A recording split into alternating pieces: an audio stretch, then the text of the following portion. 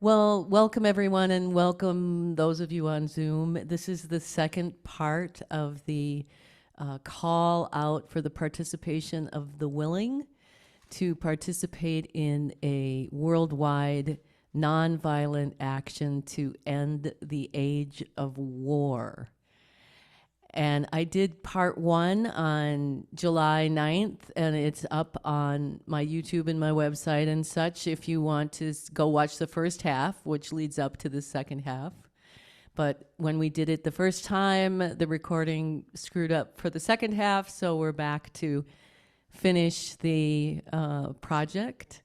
Part one of this presentation explains how we got here and how this process of conflict resolution that we offer, and then this unified field theory that I'm going to we are going to share today are the basis for why it all works, for why when scientifically when we find peace and alignment within ourselves, we naturally start to manifest miracles and as a reflection of this inner peace. So I just want to say two shout outs today to two people that I reached out with about this. And one is a man named Ray McGovern. And Ray McGovern is, I believe you correct me, Ray, if I'm wrong. I think he's an ex-CIA guy who totally went the other way to anti-war and peace, working to break down the war machine and to uncover the war machine. Very brave individual. And I was in a Zoom meeting where I first met him about Julian Assange and journalistic freedom. And I had my big picture of Einstein behind me, and he went, what's that there? What's that there? I said, that's Albert Einstein. And he was a big fan of Albert Einstein. And so I promised him I would send him some stuff, and I invited him to the first one, and he said he was busy, but he wanted to see the video of it. So I wanted to say thank you for keeping your open mind. And the second person I reached out to was Matthias Desmet, who is an incredible, he's Belgian, he's a statistician and a psychologist. And he came out early on in COVID with this idea of mass formation and how propaganda was affecting us, and a lot of his work.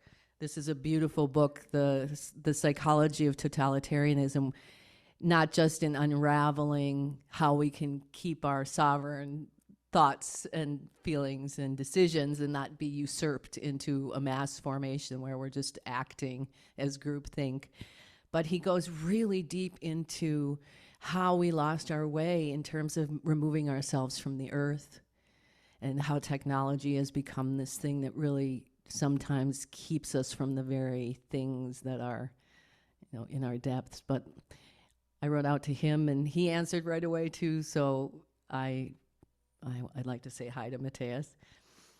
And if there's any questions after, we have a mic here, and I think Steve in the back has the ability to pipe in any questions that might be on Zoom. Let's all of us, whether we're on Zoom or we're here in Lake Superior Interfaith Community Church, start to be aware of our breathing. Get in touch with our bodies.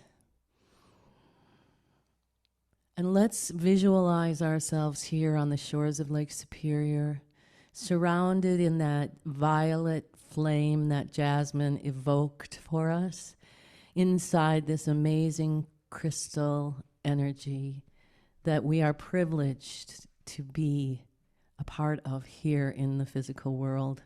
In Duluth, Minnesota, August 6, 2023. We will command that only the most divine light shine down upon you at this time, and the greatest good be present here. We are so grateful for your presence here today, because we come here to speak the words that need to be spoken over and over again by all humans, the words of their heart, the words of intuition, which are the words of compassion. And we come here today to paint you a picture of compassion, and not in just an etherical way, not in just a psychological way, but in a scientific definition to prove to you that you are compassion. Your birthright comes from the actual fifth fundamental force of this universe, which is compassion. And compassion is the force, it's the intelligence that uses the four fundamental forces to impel the creation of the universe one step at a time. Compassion exerts quantifiable influence upon the four fundamental forces to evoke them and impel them to eventually become everything that you see and experience in this universe that you are in today, in the body that you're in, wherever you are, wherever you're sitting, standing, lying down, whatever time of day or night, you are at your root compassion. And that is a miracle. A miracle being something that is beyond the capacity for just human thinking. Something that is a synergy between human will and divine grace. A miracle is the manifestation of you right there, sitting, standing, or lying down, doing nothing. You are a miracle happening in present moment. So we want to take you on a journey from nothing into everything. And to imagine that, let's go deep, deep, deep into the center of the planet. This is the source of all life experience. This is the 0-point gravity field. This is the center of the black hole. This is the void, the nothingness. There is nothing. And so, number one, the root of everything is a mystery. Can you accept that? Can you live with that mystery and that not knowing? The root of everything is a mystery. And it will stir up your human soul to want to compartmentalize it. You'll want to define it. You'll want to make it into something, but you cannot. It's a mystery, a sacred mystery. But compassion with a capital C evokes energy to step out of nothing and into something, into that very first point. And how does that happen? It's a mystery. That is the power of compassion. It can evoke energy to create. You can call it God, you can call it creator, you can call it the universe, but we're going to call it compassion for a very good reason, because we want you to associate with it. We want you to see that you are all one body that is rooted in this compassion. And one of the things that compassion does, like a compass, it draws circles, it draws a spherical membrane domain, this one point that is you. And the miracle is, out of nothing comes this one point, and your compilation of consciousness, that's what we call it, is you. You have all of the mathematics that you need in that compilation of consciousness to have your full life experience on Earth. It's a miracle. It's a mystery. The second thing that compassion with a capital C does, it aligns your particle, this microscopic nano particle that is you and the universe, to true north of the Earth, so that we're all on the same map. We're all on the same map. We all understand latitude, longitude, space, time. We're all on the same map. And that alignment to true north on a compass is 0 degrees. So you must know every minute of the day and night that you are sitting in that chair being a miracle, you are aligned to compassion, 0 degrees of separation from the source. There is no separation from God, from the source within you. And the third thing that compassion compels this particle to do is to understand it is one with everything. That's the classical compassion, the empathy, that you are one unit, you are one being. And so every decision is made for the good of the whole being. Because once you start to attack part of the being, then you either become a cancer or a war. So here you are, here is your particle with all of your mathematics, the latitude, the longitude, your height, your weight, your hair, the chair, the color, the size, the date, the time, and this math is always spinning, always in flux. And then compassion takes another step where it separates that math. Doesn't separate you. You're still a compilation of consciousness. But within you, there starts to be a pulling together of what's going to be on the outside of you and what's going to be on the inside of you. So now compassion, the creator, the creative force, has started the process of separation. And then the third step, the third part emerges inside that compilation. So you have the inner world of who you are, you have the outer world of everything you're experiencing, and now you have the third part of who you are. And that is the part of you that can experience both the inner and the outer world.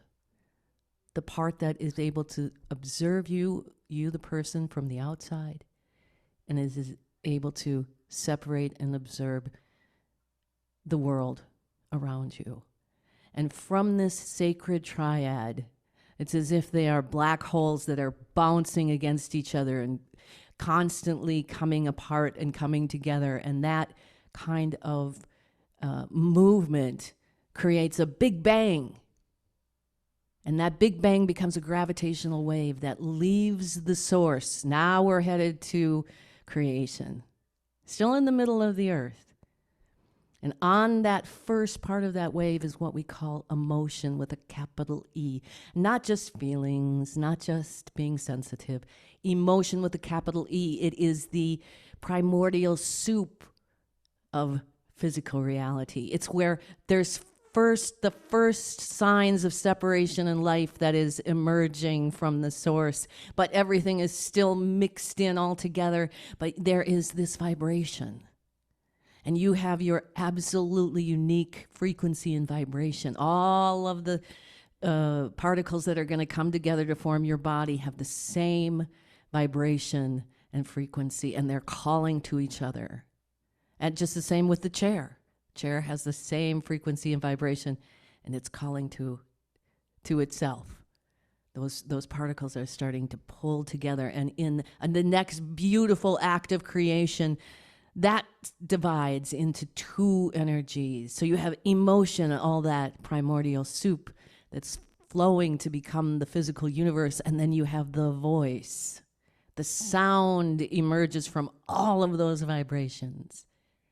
And that voice of compassion, as spoken through emotion, is the next step to take for the good of the creation of the whole plan.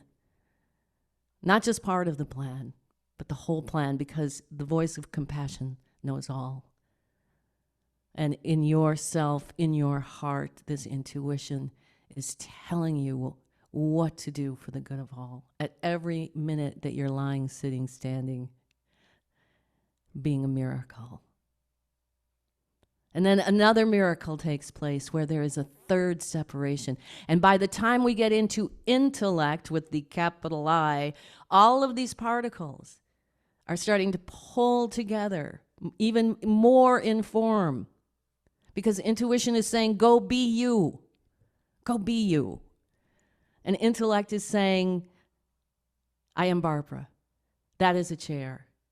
This is a house. This is the time of day. Intellect is beginning to define that physical world. And it's been given the power of free will to make the decisions. And as that energy that flows, that gravitational wave, bursts through the external and becomes the lens of the physical world where things are actually separate. You're perceiving people as separate. You're perceiving the table as separate as yourself. Doesn't mean that's the primary reality, but this is the artwork. This is the heaven. This is the place of manifestation of all of that work. It cannot happen without you. There cannot be a unified field without the projector and the perceiver of that field, and that is you. That is you, friends. You are that manifestation of compassion as God. And you are co-creating everything with everyone else. So all of you here in this room today, you are co-creating this room together. This is the experience you're having. Those of you on Zoom, you are co-creating what you're seeing together. You all have the very same mathematics for this, for example, this church room. The only different mathematical equation besides the DNA of your body is the reference frame from which you are seeing what's in this room.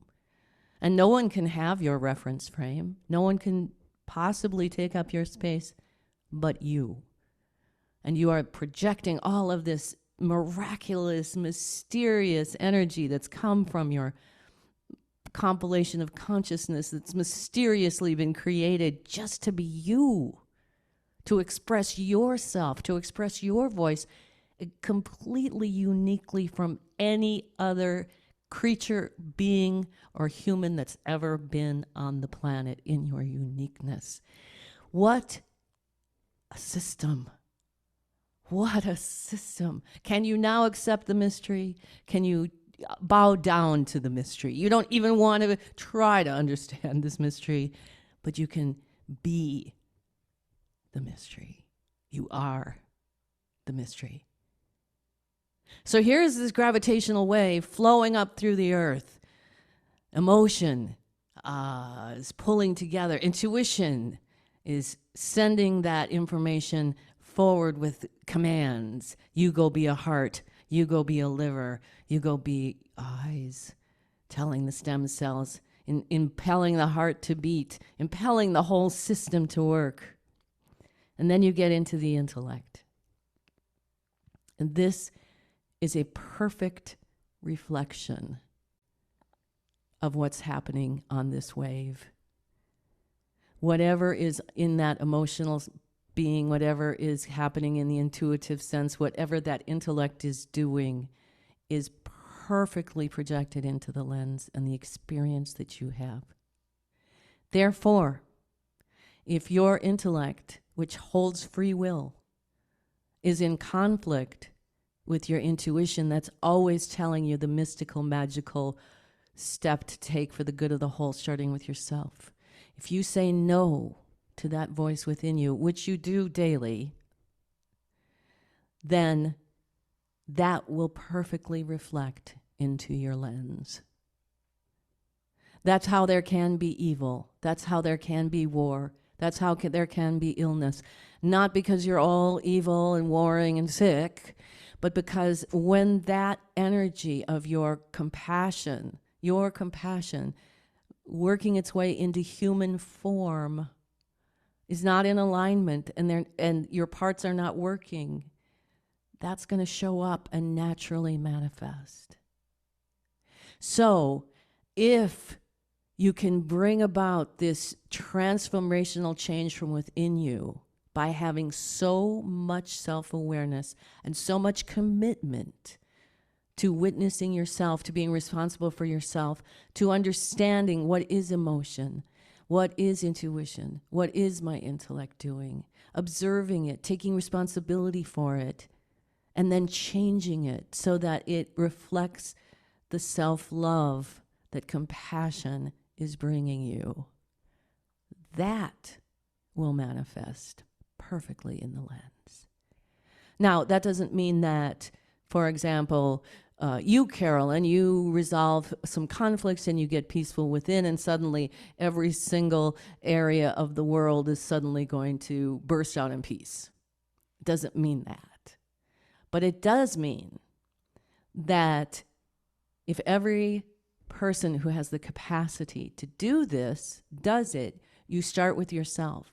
You start with healing relationships with people that you've been in conflict with. You start then healing parts of your body, or maybe your mind, healing to bring unity to yourself.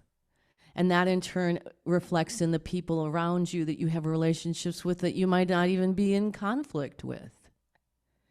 And it starts on that level, but because you are working inwardly on yourself, you're not focused on the outcome. You're not attached to, oh, we have to do this, or world peace won't break out. Let's be attached to world peace. No. You are doing it to align yourself to compassion, because first of all, that's what you're committed to here. All of you who are listening to this, who are humans, have come to this planet to do this for your own self-thriving as pathways to collective thriving. But your domain is where all of your power lies. So as you align, and you're not focused on the external, you're just intent to create peace in the highest form, you begin to see synchronicity. You begin to see blockages opening up. You begin to see things manifest in your world that you could not have gone directly into to construct with your human mind. And that is the experiment that we are going to spend the rest of our time here on Earth drawing people into, because we know that when people do this, when humans do this, and self-care and self-love on this deeply self-scrutinous level, you then stop projection. Even when you're triggered by someone because they're disrespectful or not on time or fill in the blank, you stop and you think, wait, this is a message for me. Let me take care of my home. Let me make sure I'm on time. Let me sure I'm respecting myself, and therefore also respecting other people. This becomes about me. And that person who you think is doing that may or may not be. But now your focus is alignment. And those people then find other people to attract to. And you bring to you a community of people who are living consciously and intentionally as one being, and with respect for each other, are taking care of themselves. And so we are going to, in the weeks and the months and the years ahead, be here helping to inspire, helping to educate, helping to learn more about how each of you can become this incredible, incredible machine of self-love. And we say machine just because there is a operating system, a magnificent, mysterious, miraculous operating system that's working even as we speak to give you this body, to give you this glorious gift of being able to perceive the divine messages and then make the decision that you are going to be the change. And every day then becomes another miracle. It doesn't matter what's happening. It could be something very excruciating. It could be something very joyful. It's still all this blessed miracle. And when you get to the end of your life, and that body that's been the projector and this perceiver goes away and shuts down, that string that's spinning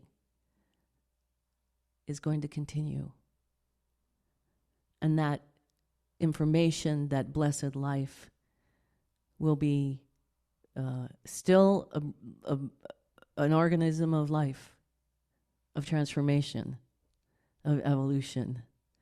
And maybe you'll pull out another compilation of consciousness with a different DNA, in a different space-time, in a different space-time body, with whole different challenges, and you reincarnate again.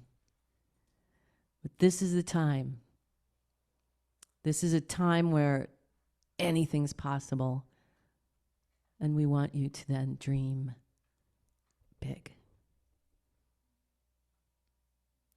So are there any questions or conversation that anyone would like to have with us?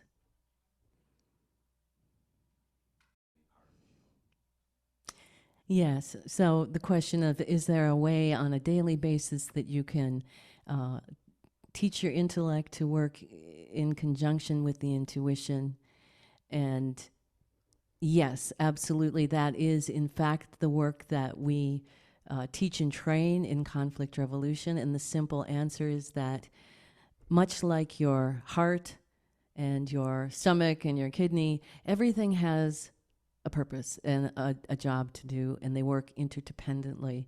So your intellect can't be erased. Your ego is not meant to be destroyed, but the ability to first feel emotion, you're thinking of solar plexus as a separate energy, to move that with your breath and move it up into the heart, which is the intuition, and then it's going to impel you.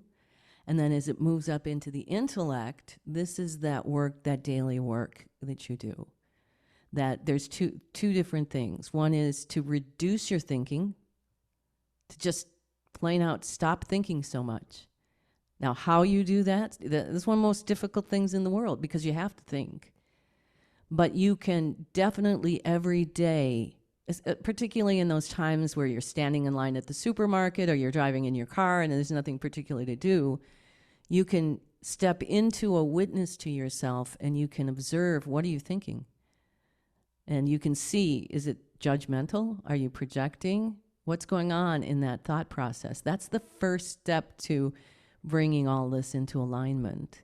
And the second step is to know that the job of the intellect is to listen for the intuition and then make the free will decision to do what it says. So then you begin to get to know what is that intuitive message, always impelling you to take a small step for the good of the whole. You begin to discern what is the difference between that intuitive and then the intellect, which is always going to be explaining and judging, and imagination is going to go off, and there's all this stuff. But intuition is just, it's a small impelling statement or step for the next step for the good of the whole. Then, how do you reduce your thinking? That will be for you personally. Some people will take to meditation tapes or meditation in the morning and the evening. Some people will take to other forms or processes to reduce that thinking process. You can think up your own ones, whatever works for you. Sometimes just music stops you from thinking.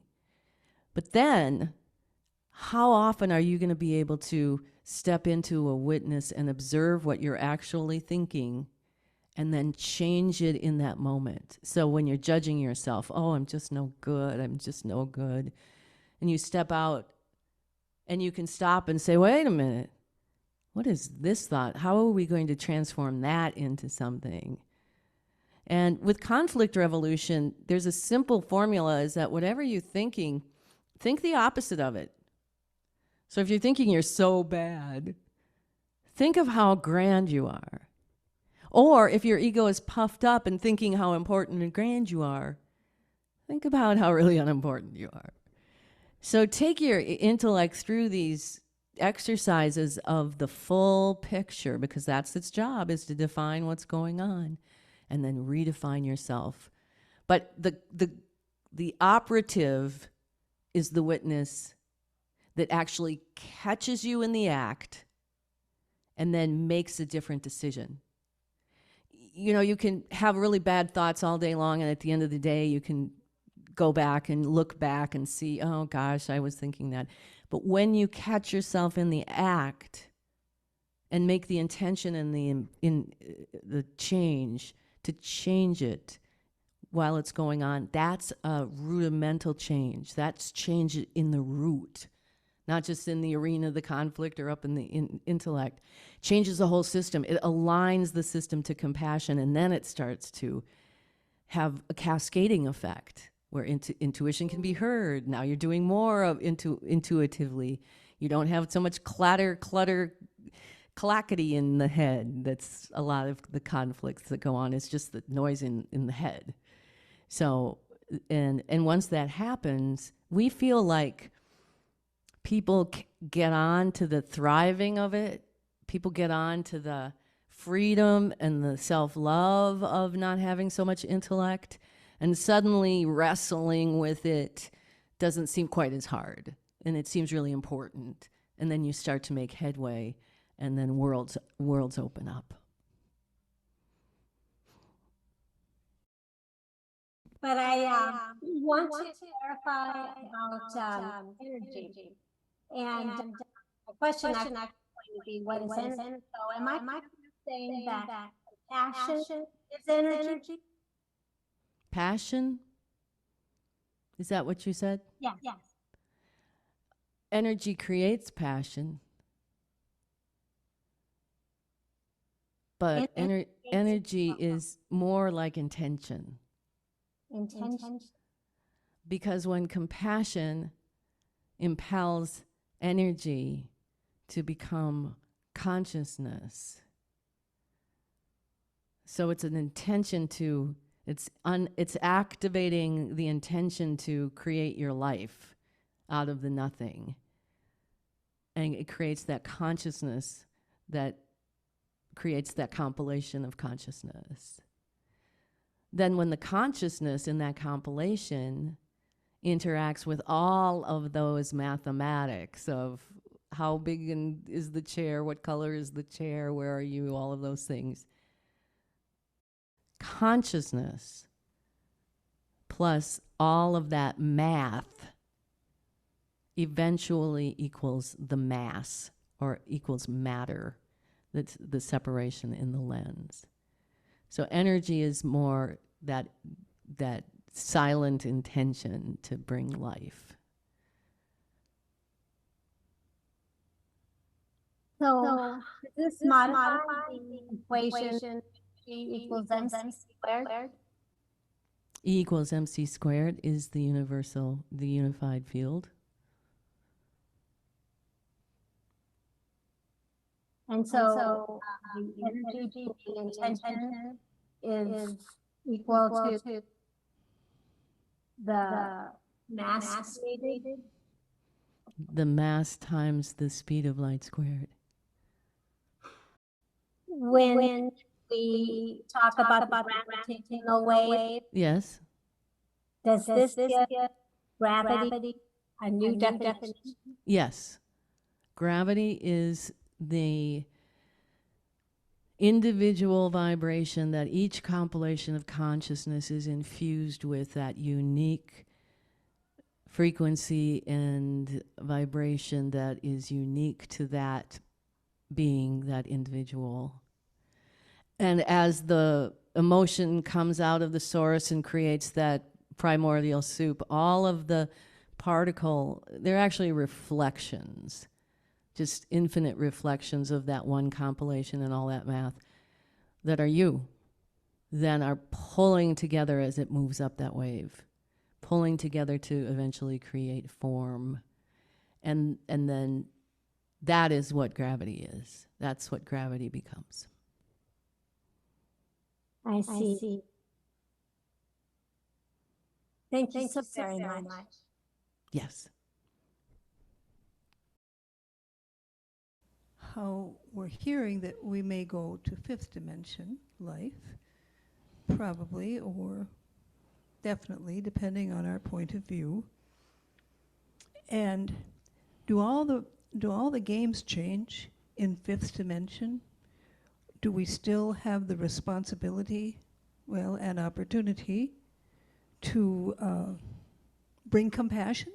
Or is it a natural eventually as we evolve? Well, first of all, you're existing right now in 13 dimensions.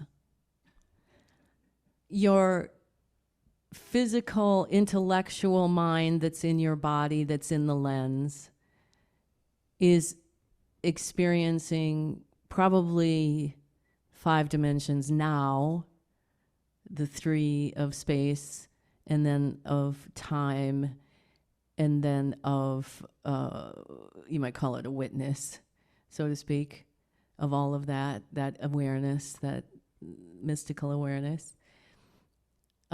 Compassion begins to take over as you diminish the control of the intellect. And so in a way, when you get there, it is much, much easier because you don't have those blocks. You don't listen to those lies. You've maybe even reprogrammed your mind to be so clean and clear that it doesn't have those old patterns anymore. And so therefore the manifestation around you becomes easier and cleaner and more miraculous. That is not a function of humanity achieving that state. It's a function of humanity becoming aware that it is in that state, that it is that state. So it's a subtle difference of humanity becoming it. Humanity's always been it, but it has never been able to reveal it to itself. So in a way, yes, it is a state. But the 13 dimensions are still operating now. You're just not there yet. You're just not aware of what all those subtleties are within the dimensional frequencies and how it all operates, but it's there, the functioning. That was a great answer. Thank you.